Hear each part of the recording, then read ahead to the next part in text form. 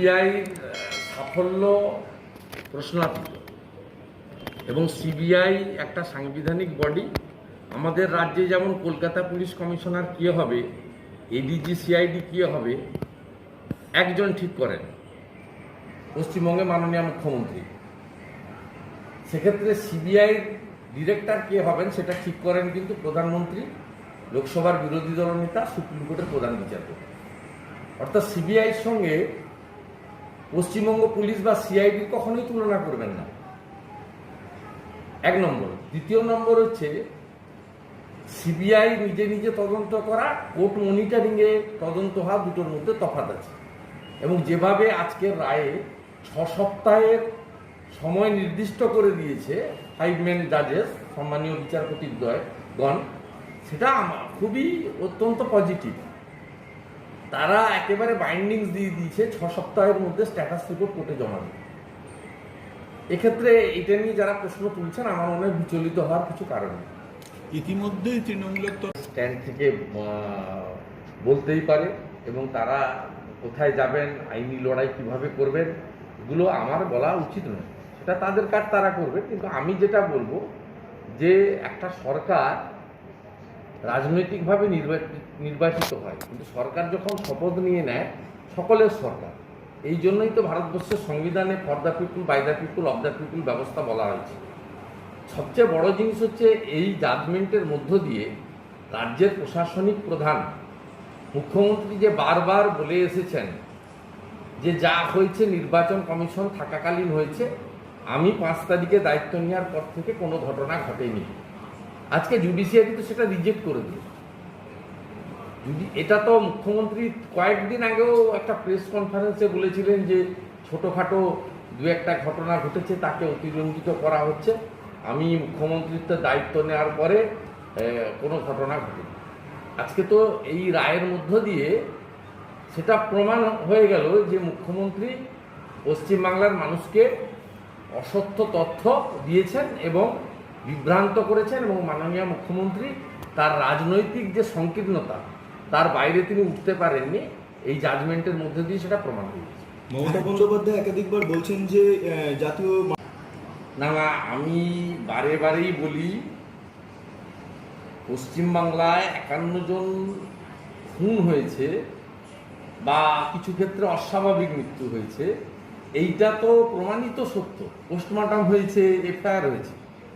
একাধিক মহিলা লাঞ্ছিতা হয়েছেন, নয় ধর্ষণ, নয় ধর্ষণ করার চেষ্টা, নয় ছিল তার।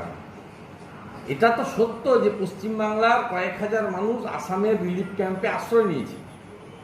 এটা তো সত্য যে 25,000 লোকের ঘরবাড়ি দোকান ভাঙচুর হয়েছে। তা এর সঙ্গে এনএইচআরসি যারা তদন্ত করতে এসেছিলেন তাদের বিজেপি করার কোন সম্পর্ক আছে আমি বলে মনে করি না। আর আমি এক্ষেত্রে একটা কথাই বলবো যে 5 জন জাজের মানে বিচারপতিদের জাজমেন্টে একমত প্রায়। আমি তো সিবিআই জাজমেন্টের ক্ষেত্রে, রেপ এবং মার্ডারের ক্ষেত্রে সকলেই একমত। অন্য অন্য ক্ষেত্রে একটু একাত্র ভিন্নমত থাকলেও মূল পয়েন্টে তারা একমত হয়ে দিয়েছেন। এরপরে মাননীয় মুখ্যমন্ত্রী এই ধরনের অভিযোগ সেগুলো থোপে টেকে।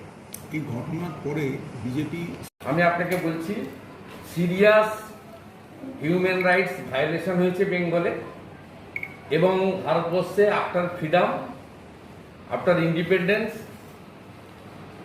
এই ধরনের পোস্ট পোল ভায়োলেন্স, সংগঠিত ভায়োলেন্স বেশ অনেক দিন ধরে এখনো চলছে। আমি বলতে পারি সংখ্যায় কম হয়ে এটা কোথাও হয়নি। এবং আমি নিজে সরাসরি প্রত্যক্ষ রাজনীতির সঙ্গে অনেকদিন ধরেই যুক্ত, একে লড়েছি, দেখেছি হয় এবার নয় নেভারের পরে এত সন্ত্রাস হয়নি। 6-এ তৃণমূল মাত্র 29টা পেয়েছিল, তার মধ্যে আমিও একজন। তখনও এই সন্ত্রাস হয়নি। 11তে মমতা বন্দ্যোপাধ্যায় ক্ষমতায় এসে প্রথমেই রাশ টেনেছিলেন যে বিজয় মিছিল করবে না, গোলমাল করবে না, বন্ধ করো। কড়া হাতে 11 সালে অনেকটাই দমন করেছিলেন। কিন্তু 18 সালের পঞ্চায়েত নির্বাচন, বিনা প্রতিদ্বন্দ্বিতায় জেতার প্রতিযোগিতা, সেটাও ছিল গণতন্ত্রের পক্ষে একটা বিপজ্জনক জিনিস। আর এবারে যা হয়েছে পুরনো সব রেকর্ডকে ভেঙে দিচ্ছে। অতএব এখানে বিজেপি তৃণমূল রাজনীতি এর কোনো জায়গা নেই। কমপ্লিটলি মানবাধিকার লঙ্ঘিত হয়েছে। এবং আমাদের কনস্টিটিউশনে যে প্রথম শব্দটি আছে, for the people, by the people, of the people, এই ব্যবস্থাটা পশ্চিমবাংলায় ভেঙে পড়েছে। তাই সংবিধানের সবচেয়ে বড় পিলার হিসেবে জুডিশিয়ারি যেভাবে এগিয়ে এসেছে, ভারতবর্ষের একজন নাগরিক হিসেবে আমি এটাকে স্বাগত জানাই। আর সাথে সাথে পশ্চিমবাংলার মিডিয়ার একটা বড় অংশ যারা পশ্চিমবাংলার পোস্টপোল ভায়োলেন্স সঠিকভাবে তুলে ধরেননি, আমি মনে করি তারাও সংবিধানের আরেকটা স্তম্ভ মিডিয়া, তারা দায়িত্ব পালন করতে পারেননি মানবাধিকার রক্ষা করার ক্ষেত্রে। ভবিষ্যতে তারা এই ক্ষেত্রে যথেষ্ট যত্নবান হবেন, এটা আশা করি। তার পরিপ্রেক্ষিতে আপনার বক্তব্য কি? দেখুন, আমি এটা রাজনীতির ঊর্ধ্বে উঠে বলবো, এটা মানবিকতার জয় হয়েছে, মানবতার জয় হয়েছে। কারণ আপনারা দেখেছেন, আমি পুরনো কথায় না গিয়েও বলবো যে 5টা রাজ্যে ভোট হয়েছিল পশ্চিমবঙ্গের সাথে।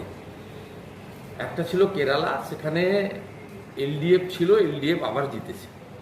আর একটা পুদুচেরি ছিল, ইউনিয়ন টেরিটরি, সেখানে আগে ইউপিএ ছিল, এবারে এনডিএ জিতেছে। তামিলনাড়ু আগে এআইডিএমকে ছিল, এবারে ডিএমকে জিতেছে।